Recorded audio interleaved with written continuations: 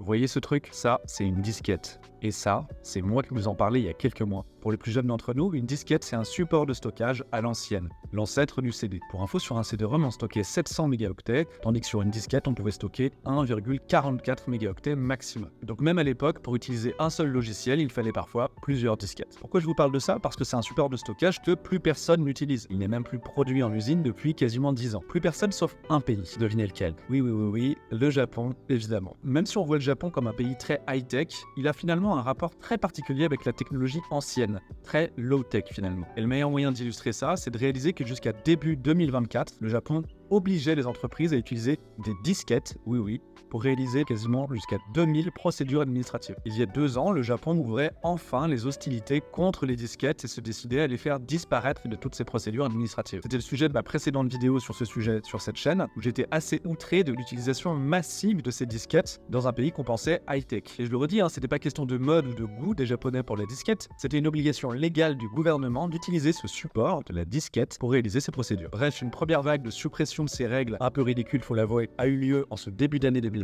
et 6 mois plus tard, ça y est, la guerre contre les disquettes est officiellement gagnée, selon le Japon, c'est ce qu'il déclare. Le 3 juillet dernier, Taro Kono, le ministre de la réforme numérique, a annoncé que cette guerre était officiellement gagnée, dans le sens où toutes les procédures gouvernementales qui nécessitaient l'usage d'une disquette ont été mises à jour. À part seule une consigne administrative continue de faire appel à la disquette obligatoirement. Elle porte sur une règle environnementale relative au recyclage des véhicules, mais le gouvernement ne précise pas pourquoi on doit encore utiliser la disquette pour ce truc-là, en particulier. Le ministre précise aussi qu'il n'interdit en rien aux Japonais d'utiliser les disquettes dans un cadre privé. Merci, c'est sympa. Bref, ça fait plaisir de voir un happy ending dans cette guerre des disquettes qui m'avait autant sidéré il y a quelques mois quand j'avais fait ma première vidéo. Désormais, l'arc est terminé, la boucle est bouclée, le Japon a gagné la guerre contre les disquettes.